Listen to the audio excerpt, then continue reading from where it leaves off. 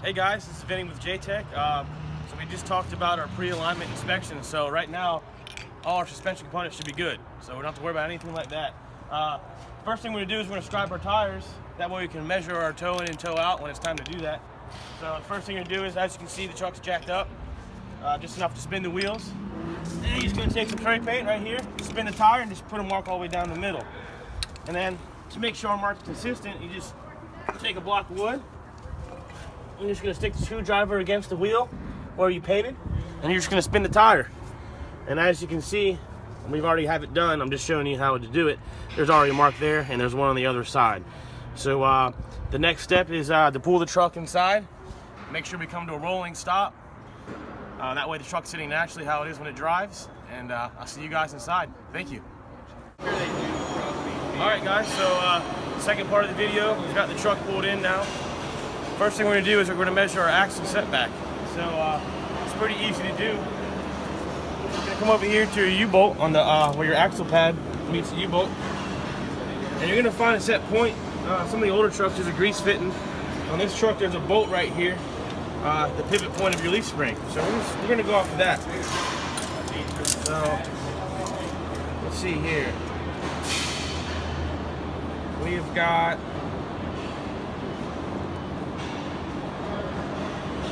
26.5. We're gonna go to the other side real quick.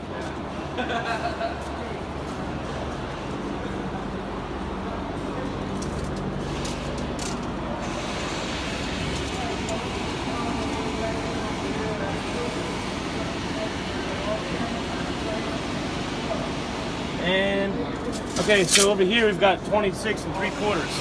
So it's a little offset. The way you fix that is we would loosen our U-bolts a little bit and try to move the axle until we get the same measurement on both sides. Once our setback is good, we can go ahead and go to the next measurement. Alright guys, now we're on to our camber measurement. So if you look here, we've got a little simple angle finder. And we're just going to find a clean spot of the rim and we're going to stick it on. Now the spec for this truck calls for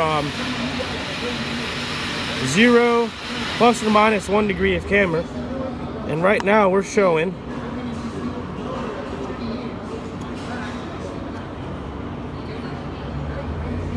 looks like 89, actually basically 90, so that's 0. So you go to your other side, measure the same thing, and that's how you check your camber.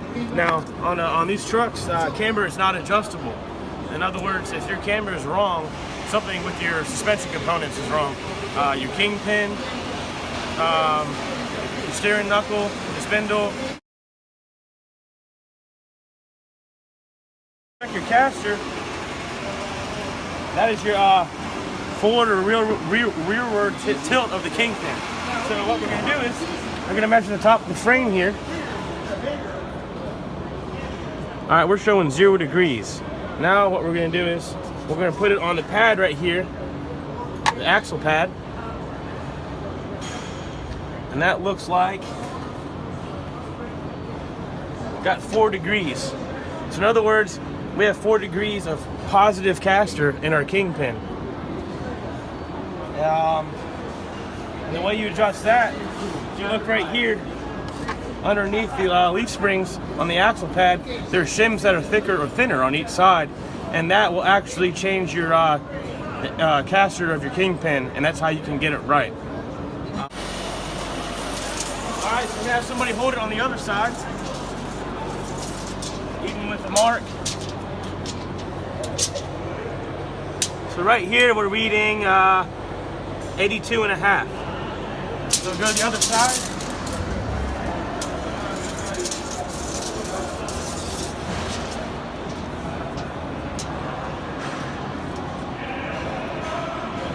Alright. So we've got 82.25. That's going to be adjusted right here with your cross tube on your tie rods. You just loosen the fastener and you spin the cross tube, and that's going to adjust your toe in and toe out. All right, next step, we're going to move to the back. Thanks, guys.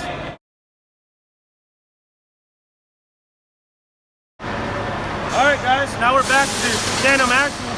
First thing I'm going to show you is how to do the offset on one of the axles. It's the same for both axles. So we're going to go over here. I'm gonna use the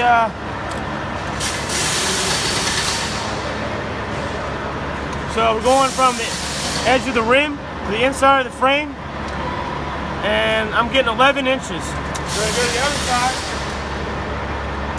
We're gonna do the same thing.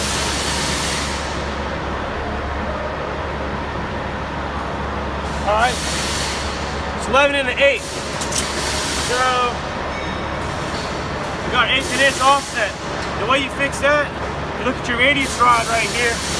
This actually will move your axle this way to center it up on your frame. You put a shim in it, push it that way, put a shim in it, push it this way. And that's how we make sure our axles are centered.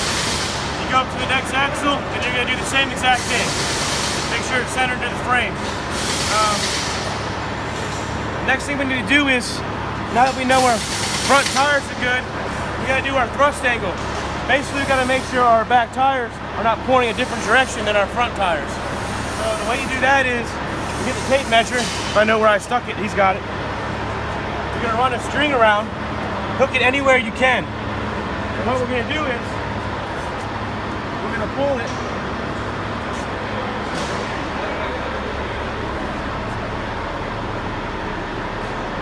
We're gonna take our tape, and when the string reaches that front edge of that front drive axle,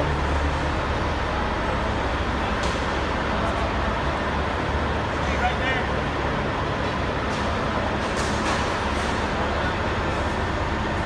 we're gonna measure.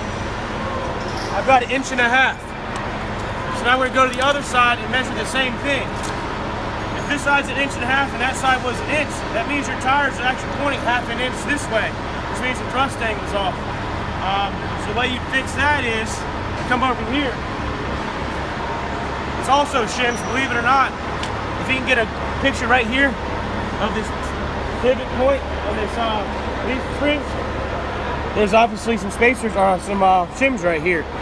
If you were to add shims to here, that puts the other side of the tires back because you're moving these tires farther forward. Opposite, if you take them out, it moves that back and moves that tire up. So that's how you would fix your thrust angle. And then, once we adjust this thrust to the front, the rear drive tire, we don't have to do it off the front. We can now line it off of this one because we've already aligned this. And this is fairly easy to do. You're literally just going to measure lip to lip, 29.25, and you go to the other side and you're going to do the same thing. Obviously, the measurements need to be the same. If not, you need to shim it right here, same spot, until you get the same measurement each side. That way you know your thrust angle is right, and you're not going to be dog tracking everywhere. I think that about covers it, guys. I think that's all the adjustments you're going to need to make to align a semi. Thanks for watching.